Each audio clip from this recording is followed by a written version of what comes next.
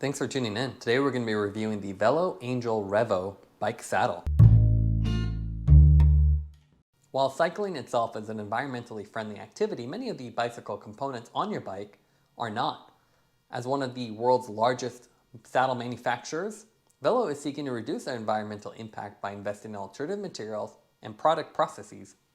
The new Velo Angel Revo that we have in this review today is Velo's first saddle to utilize a number of future-friendly materials and processes.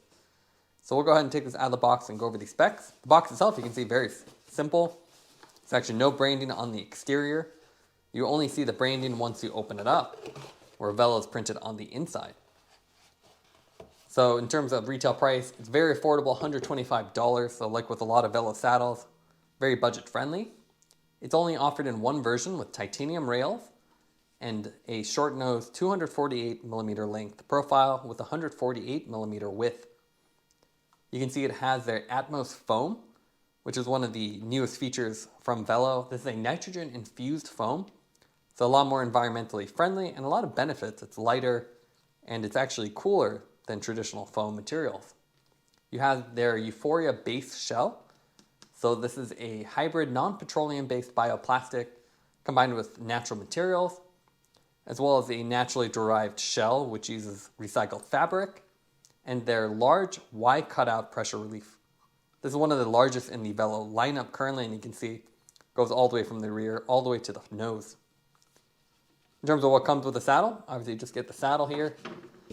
No real material, just a little foam cutout to hold it in place. Now let's look at the weight of the saddle. Again, this is only one version that's currently available, standard 148mm width. This is 280 grams. Velo offers the Revo in 3 different colorways currently. You have monogram black, you have Cali, and then the limited edition Fern that we have here. This was developed by Santa Barbara-based designer Molly Lofton, and it pairs a glossy palm tree design with this terrazzo pattern, which is what the speckles are called. So you can see multiple colors and it looks really cool. It's probably a little bit polarizing and won't fit every single bike, but for an urban or gravel bike, it should really fit well.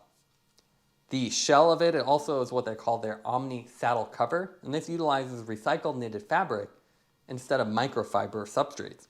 So another nice environmentally friendly process.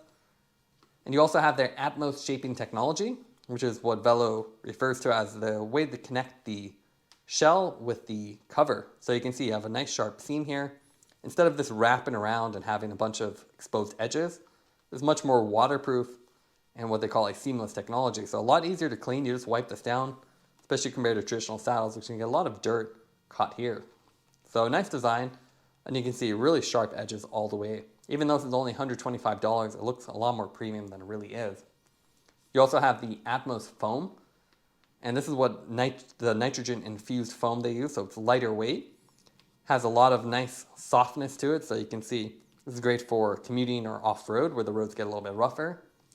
And it also has a lower thermal conductivity, which means it stays cooler on hot days. The rails are standard titanium with quite a bit of range, and you can see their overall shaping has a slight curvature, so it keeps you in place, and then the edges drop off. It's only offered in the standard width option currently, but we imagine they'd offer more width in the future. You also have that big Y cutout, so you can see it almost looks like an arrow and extends all the way from the front to the rear. It's one of the longest in the Velo saddle lineup currently as well.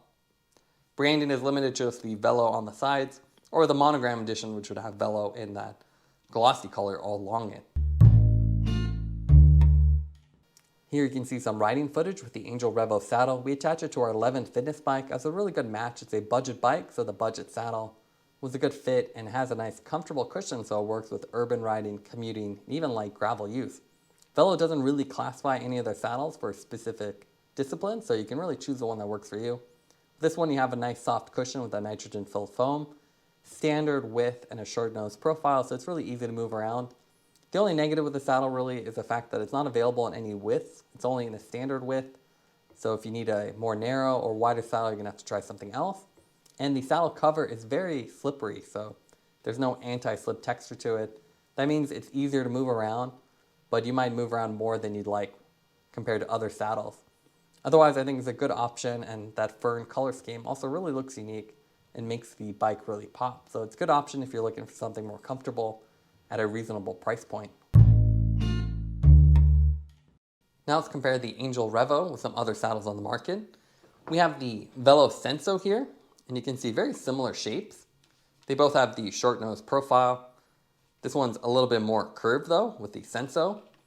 They're very affordable. That's what I really like about Velo. Instead of charging you $300, $400, most of their saddles are under $150. This is the wider version though. You can see it's a bit wider width. Has the center cutout, but not the Y cutout. So this one extends it up and only connects it to the back. So it's a unique design that almost looks like a two-piece saddle. The rails connect in a very similar manner though. They have these little bridges that connect it to the base. And you can see here the difference between the Atmos shaping, which has that sharp edge here, versus the traditional one, which wraps around. So this one will get dirt underneath it. And you can already see some grime in here just from riding over the couple months. So that's a really nice feature of the Atmos shaping. It looks a lot cleaner, and you just wipe it away. Now, environmentally sustainable saddles aren't really a new thing. Selle Italia has their Model X, which is a fully recyclable saddle, so the entire process is actually renewable. It's a really cool feature.